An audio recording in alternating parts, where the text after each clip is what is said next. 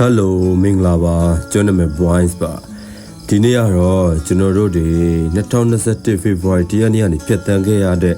ကျွန်တော်တို့ရဲ့နိုင်ငံရေးအကြောင်းတွေကနေပြီးတော့ကျွန်တော်တို့ရဲ့ဘဝရဲ့အနည်းစဉ်ဖြတ်တန်းမှုပုံစံလေးတွေကိုရင်တွင်းဖြစ်ရင်ထဲမှာရှိတဲ့စကားလေးတွေကိုအတူတူပြောကြရအောင်လို့ကျွန်တော်ဖိတ်ခေါ်ပါတယ်ကျွန်တော်နဲ့အတူတူရင်တွင်းဖြစ်တဲ့စကားလေးတွေပြောကြရအောင်ဒီ podcast လေးတွေလောက်ရတဲ့ရည်ရွယ်ချက်ကလည်းအဲ့ဒါပဲဗျကျွန်တော်တို့တွေ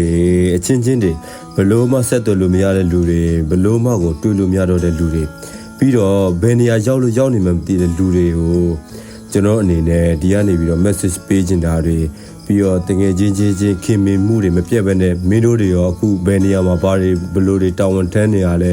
ဘလို့တွေလှုပ်ဆောင်နေကြရလဲပြီးရင်မင်းတို့တွေရောဘယ်နေရာမှာဘလို့ရက်တည်နေရလဲငါတို့တွေမင်းတို့တွေနဲ့ဘလို့မျိုးဆက်သွယ်နေရဖို့အခက်အခဲတွေရှိနေရလဲလို့ကျွန်တော်တို့တွေအချင်းချင်းတကယ်ချင်းတွေရောမိတ်ဆွေတွေရောညီကိုမောင်နှမတွေရောမိသားစုတွေရောဘလို့ပုံစံတွေနဲ့တော့ကွဲကွာပြီးတော့မှဘသူတွေဘယ်နေရာမှာရက်တည်နေပြီးတော့မှဘသူတွေဘယ်နေရာမှာဘာလုပ်နေကြတာလဲဆိုတာအဆက်အသွယ်များတဲ့လူတွေကိုကျွန်တော်ဒီကနေ message ပေးနေတာပါကဲတကယ်ချင်းတို့မင်းတို့ငါလည်းတတိရတယ်မင်းတို့အနေနဲ့ငါလည်းရှိနေသေးတယ်ထင်ရင်ငါ့ကိုလည်းဆက်သွယ်ကြဖို့ဖိတ်ခေါ်တယ်ဘာလဲလဲဆိုတော့ဒီတော်လန်ရေးစခဲ့တော့ကလည်းငါတို့တွေအတူတူပဲ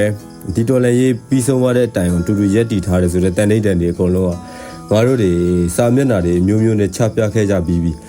ဒါပေမဲ့တချို့နေရာတွေမှာတချို့လူတွေကဘလို့မှအမြင်မခံဘဲနဲ့ပျောက်ကွယ်နေကြတယ်အများကြီးရှိကြတယ်အဲ့ဒီအတွက်ပဲငါတို့ရဲ့ဘဝတွေဒီအဲ့ဒီနေရာမှာပဲတည်နေမှာမဟုတ်ဘူးဆိုတဲ့အတွေးတွေနဲ့ငါတို့တွေလှုပ်ဆောင်ခဲ့ကြတဲ့အချက်လက်တွေအများကြီးလည်းရှိနေကြသေးတယ်အချင်းချင်းတွေပြီး music တွေပြီးအနုပညာတွေပြီးရင်ပြသခဲ့တဲ့ culture တွေအကုန်လုံးကငါတို့ရဲ့ဘဝတွေထဲကနေပြီးတော့သင်ခန်းစာတွေပေးနိုင်တဲ့အရာတွေဖြစ်ခဲ့တယ်ဆိုတာငါတို့တွေရဲ့အမှတ်တရနေတဲ့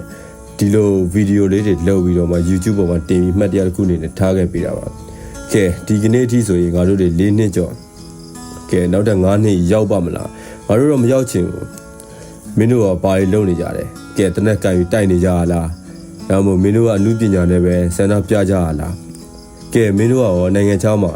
ဒီရေးတွေရောဘယ်သူဘယ်နေရာနေတောင်းဝန်ထမ်းနေကြရလဲဆိုလိုတာကတော့ကျွန်တော်တို့တွေတတိယကြတယ်ကျွန်တော်တို့တွေအချင်းချင်းကြားထဲမှာဒီလိုဖြစ်သွားပြီးတော့မှကွဲကွာရတဲ့တငယ်ချင်းတွေငယ်ငယ်ကတည်းကပေါင်းသင်းလာခဲ့တဲ့မိတ်ဆွေတွေကွယ်လွန်သွားတဲ့သူတွေနဲ့ဒီအခုလက်ရှိနေသေးတဲ့အကိုနဲ့မမြင်ရဘဲနဲ့တော်လန်ရေးထဲမှာလက်တွဲမိထားတဲ့တငယ်ချင်းတွေအကုန်လုံးကျွန်တော်အနေနဲ့တတိယရတယ်ဟုတ်ပြီငါတို့တွေဒါကြီးကိုရှည်တော့ထားလို့မရဘူးငါတို့တည်ရင်လည်းတည်သွားမယ်ဒါကြောင့်မလို့ဒီလိုစကားလေးတွေ message လုပ်ပြီးတော့မှ YouTube လေးပေါ်မှာထားပေးခဲ့တာပါ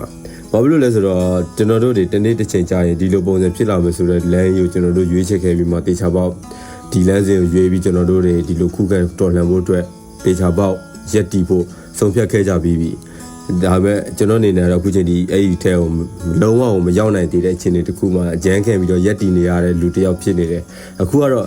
လုံးဝချမ်းခံနေလဲမရောက်ရောက်သွားတော့မယ့်အခြေအနေတစ်ခုဖြစ်တယ်ဘာလို့လဲဆိုတော့ငါတို့ရဲ့အမိမြေယူတစ်ခုလုံးကိုသူများတွေရဲ့မတမာသူတွေရဲ့လက်ထဲကိုတော့ငါတို့လည်းအပါမခံနိုင်ဘူးဘလို့ပဲဖြစ်ဖြစ်ယောက်ျားတစ်ယောက်ဖြစ်နေတဲ့အတွက်ဘလို့နေရာပဲဖြစ်ဖြစ်တာဝန်ထမ်းပြီးတော့မှကောင်းကောင်းရဲ့အသက်ပေးပြီးတော့နိုင်ငံကောက်ွယ်ဖို့အတွက်ဆုံးဖြတ်ချက်ချတာပြီးဖြစ်တဲ့တကယ်ချင်းတွေရေမင်းတို့ငါ